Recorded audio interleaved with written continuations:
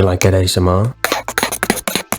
That doesn't sound good at all. Sorry. What's up, everybody? My name is Rory. Welcome back to another video. We are working in Unreal Engine 5.1. It's a multiplayer game of tag, and to tag other people, you have to slap them on the big jiggly butt. And we just did our alpha tests maybe a month ago. We've got a lot of feedback and we've got a lot of bugs. So I thought today, let's see how many bugs an Unreal Engine developer can get through in 4 hours. But that's not what the title is going to be. It's going to be how many I can get through in a day, because a day sounds better than 4 hours. But I've got 4 hours to do this. So let's get started by having a look at the list of bugs that we have. So this is our Trello page. This long list of green things, we've got alpha feedback. There's some to-do, and the to-do stuff is not necessarily bugs. Some of it is bugs, but some of it is just like things we need to do. But then we've got dev bugs, and this is what we're going to be doing today. Dev bugs is bugs specifically that have arisen from our poopy code. And then unknown bugs. This is just shit that we don't know what the fuck is, we don't know fix. These are the bugs that the game is going to ship with. I'm going to try and make this a quick, entertaining video, but I'm going to try and make it informative as well as to what goes behind squashing bugs. Now, without further ado, let's go.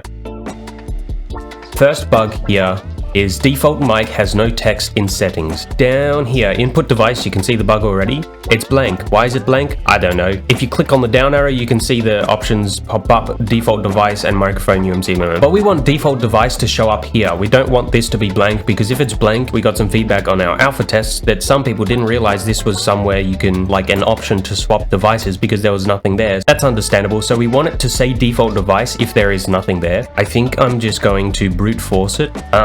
Okay, so you see, we found the issue. That's this thing being passed in to this function with the selected device. So if the selected device...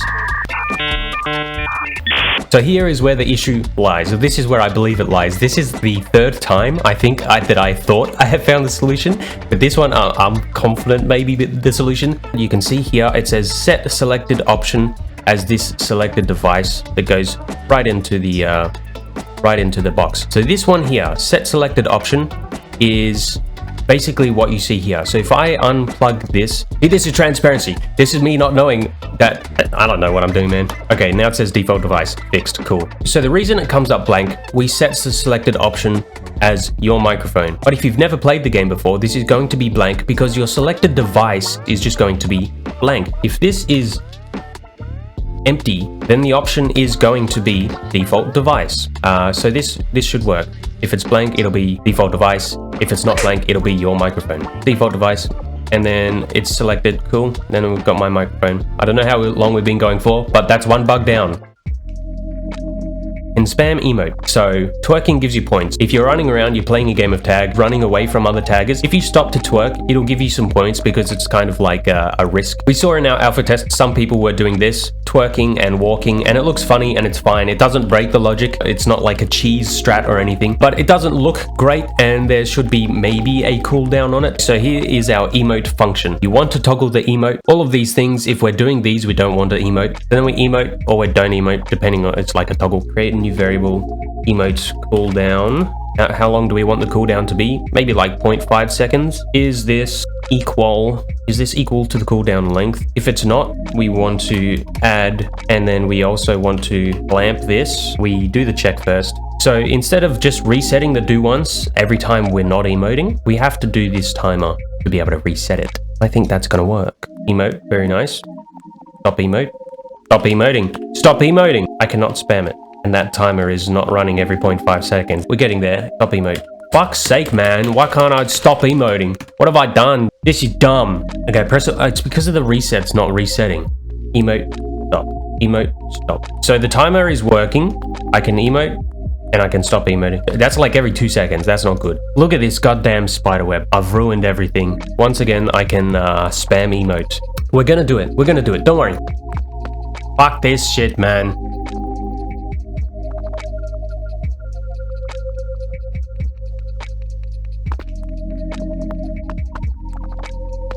Cool. Twerking is fixed. That is number 2. Can spam emote. Done. And stand up in GMC. Need to make sure, so you can't uncrouch or unslide if there's a roof over your head. I'm gonna slide into this. Okay, and now I stand up, and now I am like in the rock. I can still move. I'm not stuck from another person's perspective. I'm standing in the rock. That's not necessarily a bug, I don't think. That's more just a logic thing that you have to think of. It happens in the slide and the crouch logic. So in here, let's just do a capsule trace by channel. Default capsule half height, default capsule radius, location. Where's our location? And then if this returns nothing, we can uncrouch. It might always return something because this is going to be the exact same size as your capsule. That might conflict a little bit. Yeah, because it's in the ground. Push it up a little bit and squash it down a little bit. Okay, so you can see now it's just tracing where my chest is. And I guess it's just not even hitting that. Cool, that's amazing. Maybe we change this from visibility to camera. Okay, but you can see it's not letting me uncrouch. Wow. And I wonder if that'll fix it for sliding. I don't know. Okay, so it didn't work when I was sliding. Copy this logic and slide. We set the slide to false in there, and the logic will go down there. So I'm going to slide down. He is not standing up. Look at that. As soon as there's enough space above my head, I'm going to stand up. Very nice. We don't want to fully stand it up from a slide into a crouch. I could just do two traces, one smaller one and one big one. If the small one returns false but the big one returns true, then we crouch. I'm just trying that solution. So now if I move slowly, slowly, slowly, he will uncrouch. And then if I keep moving, he will stand up. Hell yeah! That's 3 off the list. That one didn't take as long as I thought it would take. Flag replays when jumping underwater. I think our jumping underwater logic is a little bit broken. Swim. Wants to jump, here it is. So if you're swimming and you want to jump, we do a line trace by channel. We're checking if you're close to the ocean floor. I don't know why this is only set to 100. I think I already know the issue. We only want this to happen if you're on the very surface of the water. Okay, this is the old logic. Multi-sphere chase by objects. 80, we want it to be just above our heads when we're in the water. I'm going to draw the debug. If there's no hit, we can jump, whatever, cool. Let's do the objects, world static, world dynamic. Okay, that's returning true. See, it's not letting me jump. So the issue was it was making sure that we are slow enough to jump, but then it was just doing a line trace down to detect if there is an ocean floor beneath you. Didn't detect that, it would let you jump. It would also mean if it's in a really big body of water, it would just never hit the ground. We make sure we're within the speed range so that we're not going too fast underwater. Then we just do a sphere trace for objects, water, world static, world dynamic, just above the head when you're floating in the water, and if it doesn't hit anything, that means you're on the surface of the water, just to make sure if I'm fully submerged underwater, it doesn't let me jump. Very nice. It does not let me jump. And it also means that if I'm stuck underneath something like a lily pad, it also won't let me jump. Very nice. Oh yeah, yeah. That's 2.5 hours and we've done 1, 2, 3, 4, 5. We are all the way down here. Main menu character podium won't spin after being kicked from a lobby. We can see we've got one character logged in here, one character logged in here. Now, the issue is you can click and rotate the character and just make sure it's working for the yellow guy as well. Very nice. Slap ass. The host of this game, the pink person, decides to leave the lobby. It'll kick the yellow guy out and the pink person can rotate the camera and the yellow person cannot rotate the camera. No idea why. Genuinely no idea why. Within the play controller for the main menu, input access turn view. If the can pedestal rotate is true and the input key is down, that is true. We just add actor rotation. That's pretty much it. I don't know why this is returning false. If we see either of these print, we know what the issue is or which one it's coming from.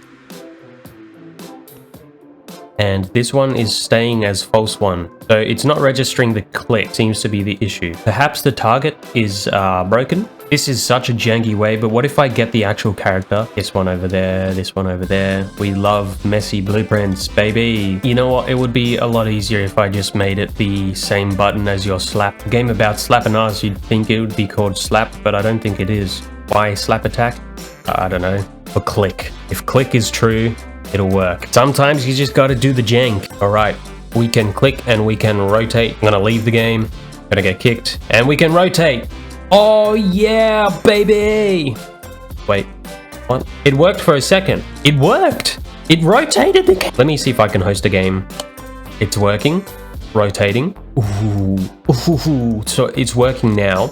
And it's working. But I swear, I swear. Whatever, it's fixed. I don't care. I am done with this, man. Oh, we've got 1 hour left. 6 bugs.